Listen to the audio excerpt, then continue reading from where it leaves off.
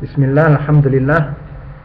Hari ini Rabu 27 Safar bertepatan dengan 9 Januari 2013. Kita lanjutkan kajian kita di grup dakwah tauhid, kajian akidah, di mana kita ambil pelajaran syarah Al-Qawaid Al-Arba' dari kitabnya Syekh Muhammad Ibnu Abdul Wahhab.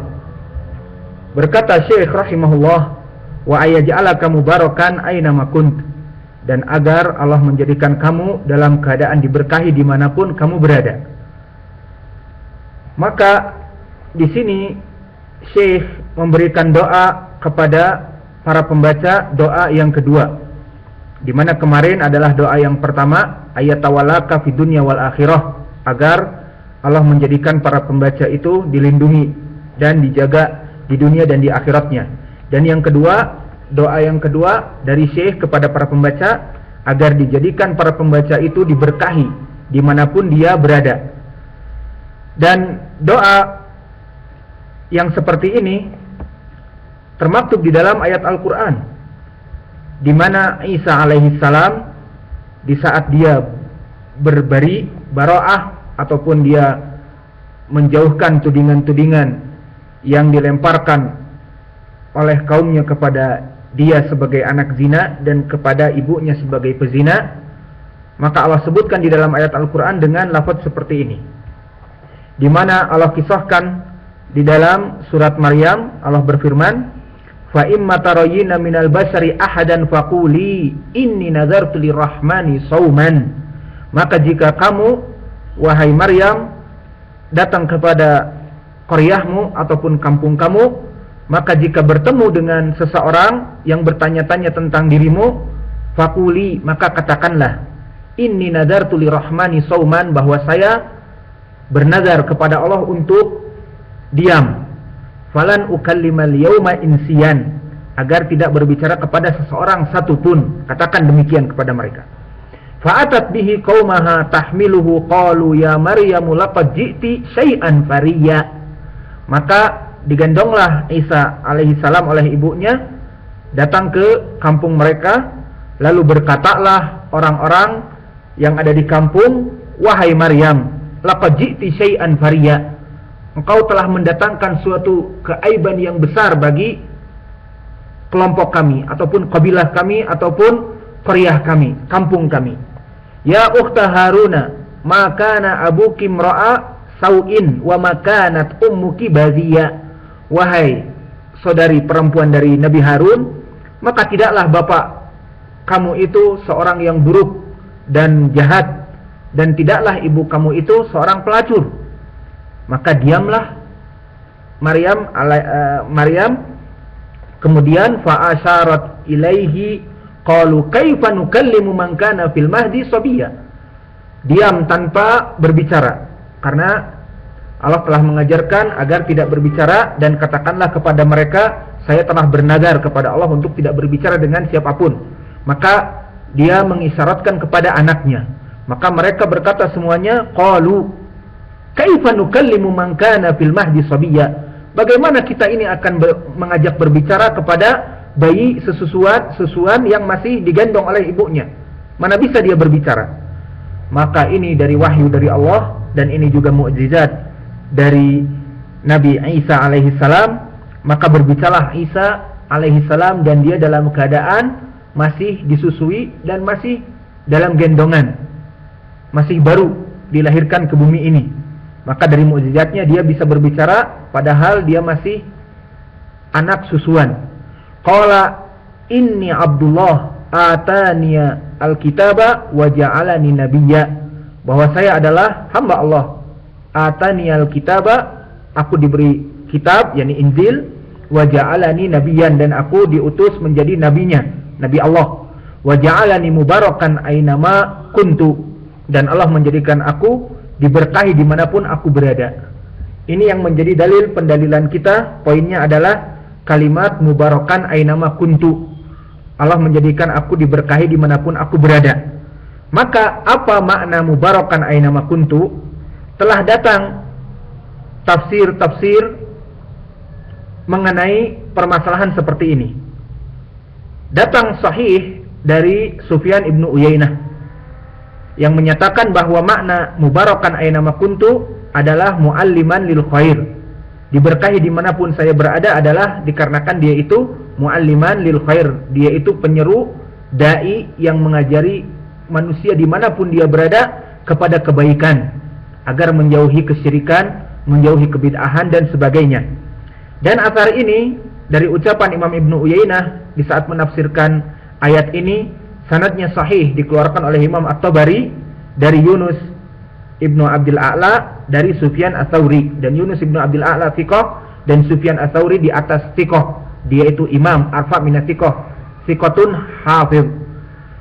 Adapun jika dikatakan kepada kita, kenapa mesti mengambil tafsir dari ucapan Imam Ibnu Uyainah yang jauh dari zaman Nabi dan jauh dari zaman sahabat, maka kita katakan, jika seandainya ada dari ucapan Nabi ataupun sahabi ataupun tabi'i yang sahih, maka kita lebih aula untuk mengambilnya. Namun wallahu a'lam wal ilmu indallah, setelah kita cari dan bahas, ada datang dari Nabi dan ada datang dari seorang tabi'i, tetapi dalam keadaan sanad yang dhaif.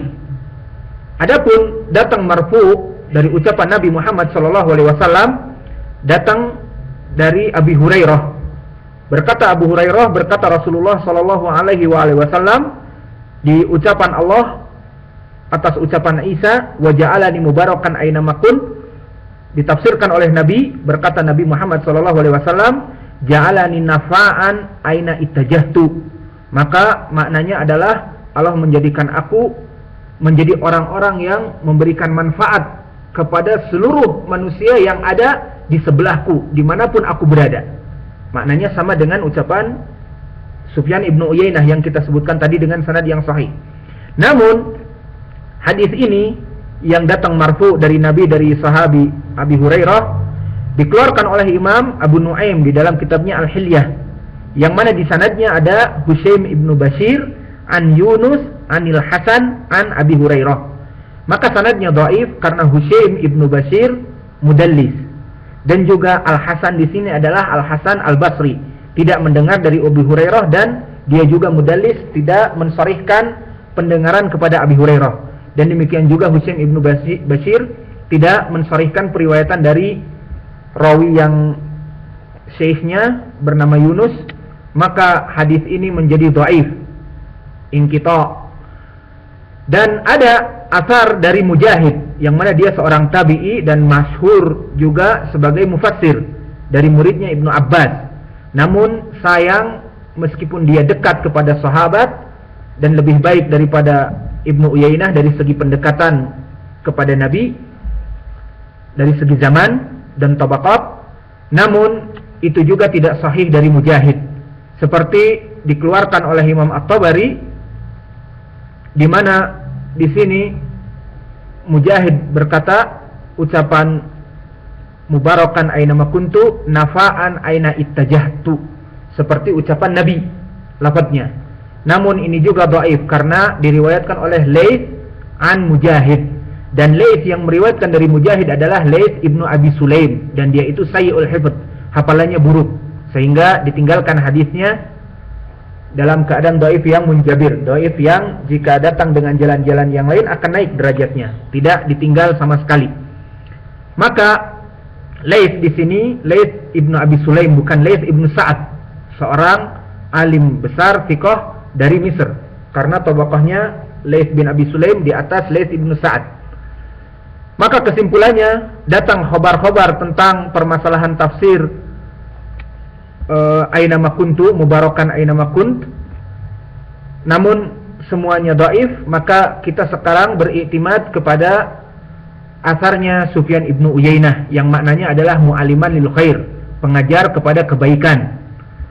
Maka doa ini yang diinginkan oleh Syekh maknanya adalah mengajak kepada para pembaca agar memahami kitab tersebut yang ada di hadapan para pembaca, dan setelah itu dia berdoa agar kelak dia menjadi seorang dai yang diberkahi oleh Allah, sehingga memberikan faedah kepada kaum muslimin yang di sekelilingnya, yang mana kebanyakan di antara mereka tidak mengetahui hakikat tauhid dan hakikat sunnah, sehingga menjauhi kebid'ahan dan kesyirikan dan kekufuran. Ini yang diinginkan oleh Syekh, agar si pembaca kelak menjadi da'i yang menyuruh kepada kebaikan dimanapun dia berada, dan diberkahi oleh Allah ilmunya.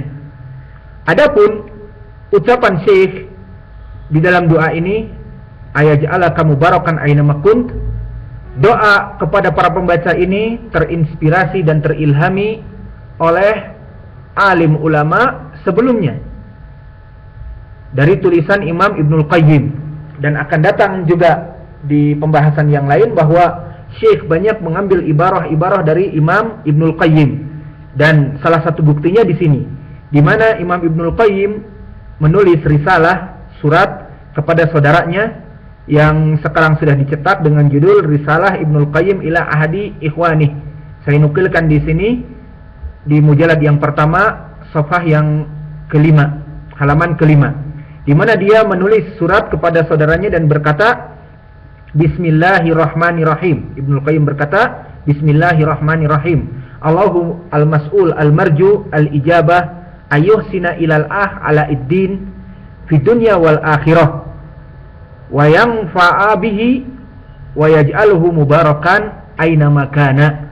Maka di sini ditulis bahwa dia itu meminta kepada Allah agar menjadikan saudaranya Alauddin diberkahi di dunia dan di akhirat, dan dijadikan mubarakan aina makana, dijadikan dia itu diberkahi dimanapun dia berada, sama dengan doanya yang dinukilkan oleh Isa, dan juga Imam Ibnul Qayyim menyebutnya di sini mubarakan aina makana.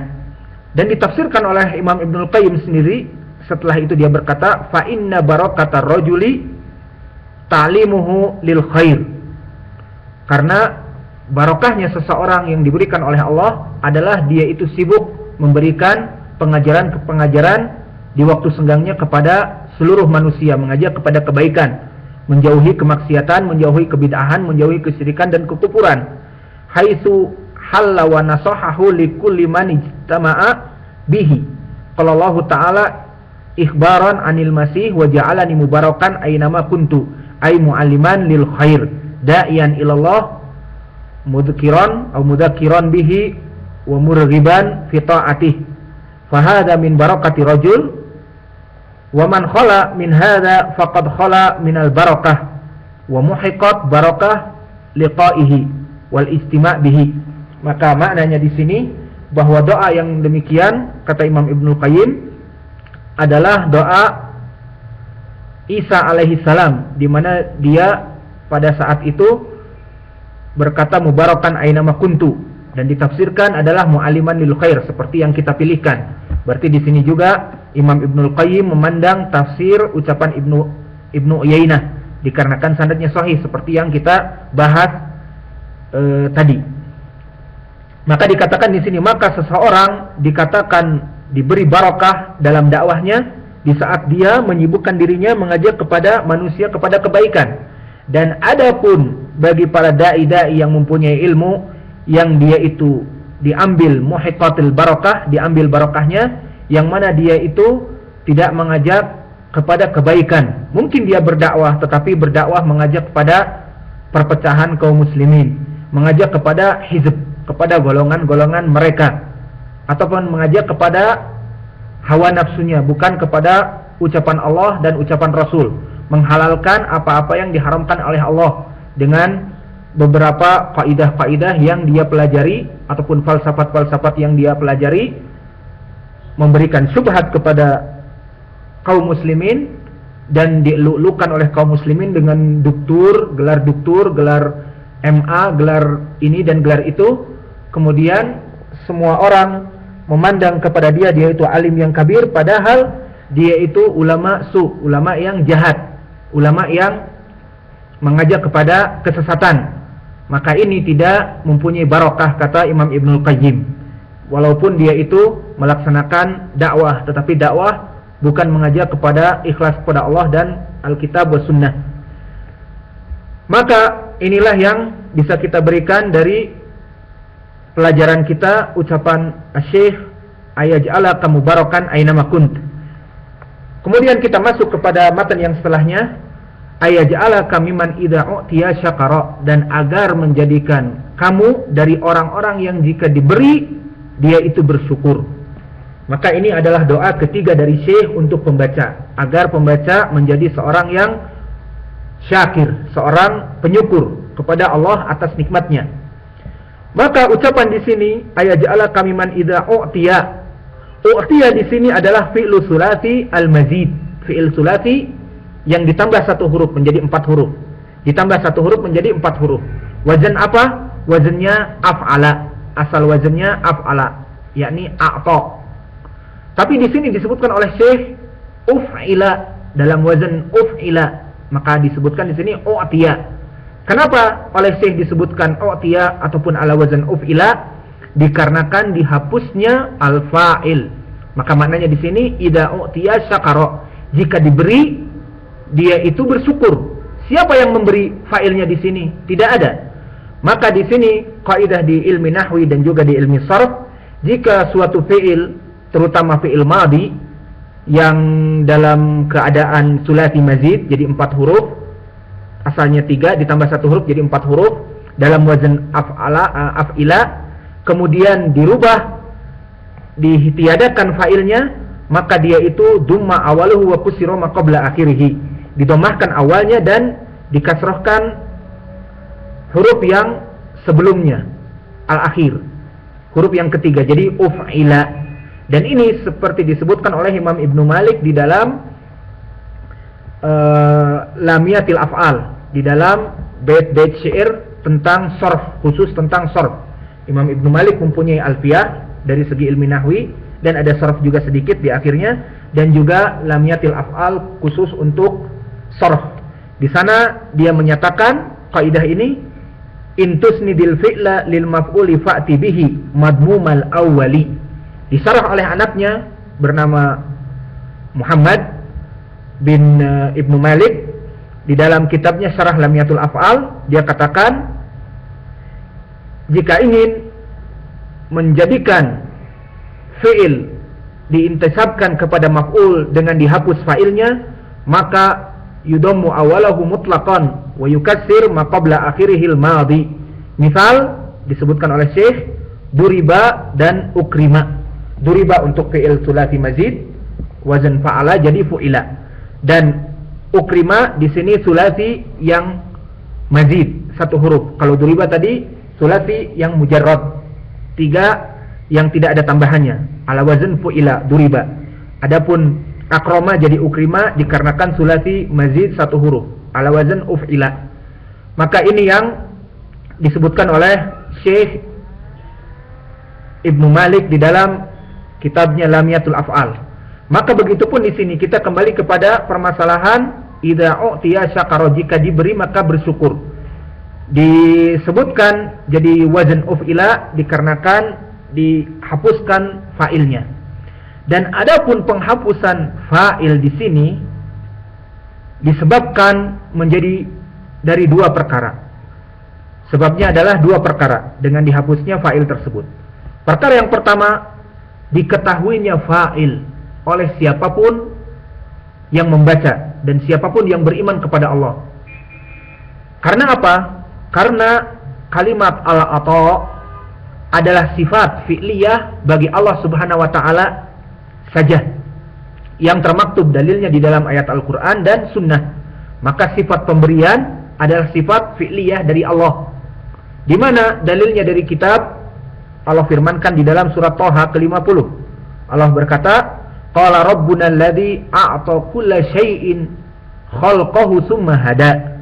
Mana yang menjadi poinnya? A'ta, bahwa a'ta ataupun pemberian adalah sifat Allah. Maka artinya qala rabbuna alladzi a'ta kulla syai'in khalqahu tsumma hada, artinya adalah maka berkata Allah Subhanahu wa taala yang memberikan semua bagi makhluk-makhluknya apa yang diinginkan makhluk-makhluknya, yang dibutuhkan oleh makhluk-makhluknya, tsumma hada, dan dia memberikan petunjuk kepada makhluk-makhluk tersebut. Adapun dalil di dalam hadis bahwa Allah Subhanahu wa taala mempunyai sifat atau pemberian, memberikan dan sebagainya, seperti hadis yang dikeluarkan oleh Al-Bukhari dan Muslim, muttafaqun alaih, dari Al-Mughirah ibn Syu'bah, di saat Nabi Muhammad SAW berdoa jika telah selesai dari salatnya, berkata, La ilaha illallah wahdahu la syarikalah, lahul mulku wa lahul hamd, wa huwa ala kulli syai'in qadir, Allahumma la mani'a lima a'taita wa la mu'tiya lima mana'ta, wa la yanfa'u dzal jaddi minkal jaddu. Yang maknanya, la ilaha illallah wahdah, tidak ada Tuhan selain Allah, ataupun tidak ada yang disembah yang berhak kecuali Allah saja, dan tidak ada kesyirikan bagi Allah. Lahul mulku wa lahul hamd, bagi Dia kerajaan-kerajaan yang ada di langit dan yang ada di bumi, dan bagi Dia segala pujian. Wa huwa ala kulli syai'in qadir, dan Dia itu mampu memberikan segala sesuatu bagi makhluknya. Allahumma la mani'a lima a'taita, wahai Allah, tidak ada orang-orang yang akan melarang jika kamu telah memberikan kepada seseorang, dan tidak akan diberi seseorang jika kamu melarangnya dari rezeki yang kamu inginkan. Wala yanfa'u dzal jaddi minkal jaddu, maknanya adalah maka tidak bermanfaat dzal jaddi, orang-orang yang mempunyai harta kaya raya, minkal jaddu, di samping kekayaanmu wahai Allah Azza wa Jal. Maka yang menjadi poin di sini, tidak akan bermanfaat bagi seseorang yang menahan rezekinya dan Allah memberikan kepadanya. Ini yang menjadi poin, bahwa Allah Subhanahu wa taala Maha memberi, dan pemberian kepada makhluknya adalah sifat Allah Subhanahu wa taala. Maka di sini kenapa dihapuskan oleh muallif atau penulis kalimat Allah? Dikarenakan idza utiya syakara, dihapus lafzul jalalah Allah dikarenakan ma'ruf bahwa Allah itu Maha Pemberi. Maka maknanya, semoga Allah menjadikan kalian wahai para pembaca dijadikan menjadi orang-orang yang jika diberi dia itu bersyukur. Dihapuskan lafzul jalalah Allah karena Allah itu ma'ruf, dia itu mempunyai sifat memberi kepada hambanya. Ini yang dijadikan sebab kenapa dihapus fa'ilnya. Dan uslub seperti ini, penghapusan fa'il, uslub Allah Subhanahu wa taala di dalam ayatnya Al-Qur'an banyak sekali. Seperti kita ambil misal dari fi'il satu saja, fi'il kataba. Sehingga kataba ini adalah wazan fa'ala, fi'il sulati mujarrad, yang mana kaidahnya berarti duma awaluhu wa qusira ma qabla akhirih. Jika dihilangkan fa'ilnya berarti duma awaluhu wa qusira ma qabla akhirih, jadi kutiba. Dan lafaz kutiba di sini banyak sekali. Allah menyatakan misalnya dalam surat Al-Baqarah, ya ayyuhalladzina amanu kutiba alaikumus syiyam, dan di ayat lain kutiba alaikumul qisas. Maka di ayat lain juga kutiba alaikumul qital. Dari tiga ayat ini, kutiba alaikumul qisas, kutiba alaikumus syiyam, kutiba alaikumul qital, maka maknanya adalah diwajibkan kepada kalian qisas. Bagi yang membunuh, dibunuh lagi. Wajib bagi kalian as-syiyam, yakni puasa Ramadan. Wa kutiba alaikumul qital, yakni jihad. Jihad itu wajib. Maka di sini kenapa disebutkan kutiba, diwajibkan? Siapa yang mewajibkan kepada kita?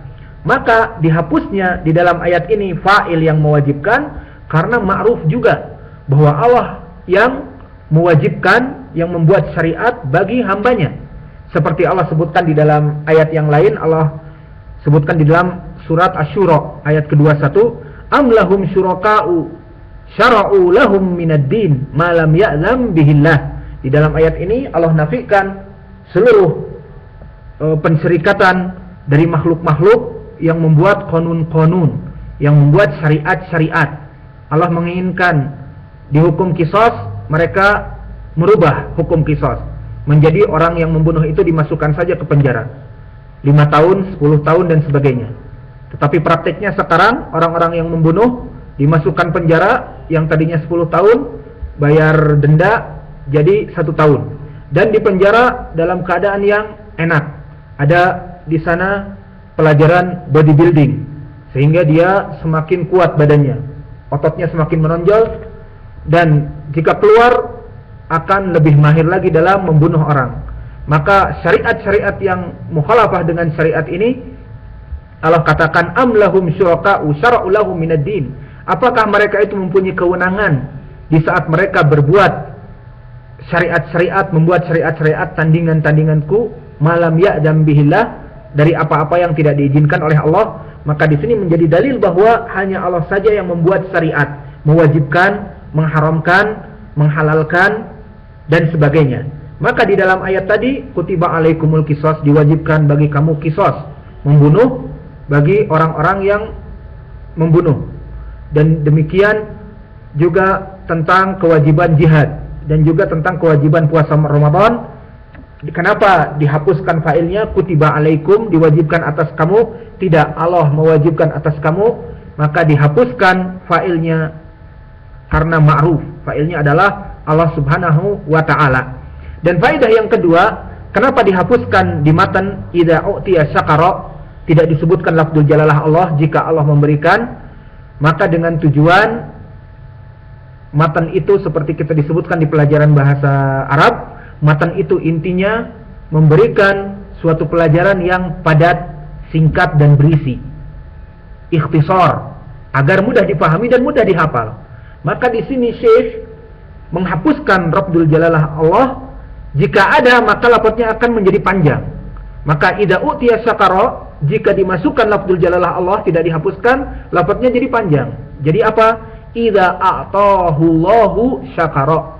Idza a'tahu Allahu syakara. Maka mana yang lebih panjang?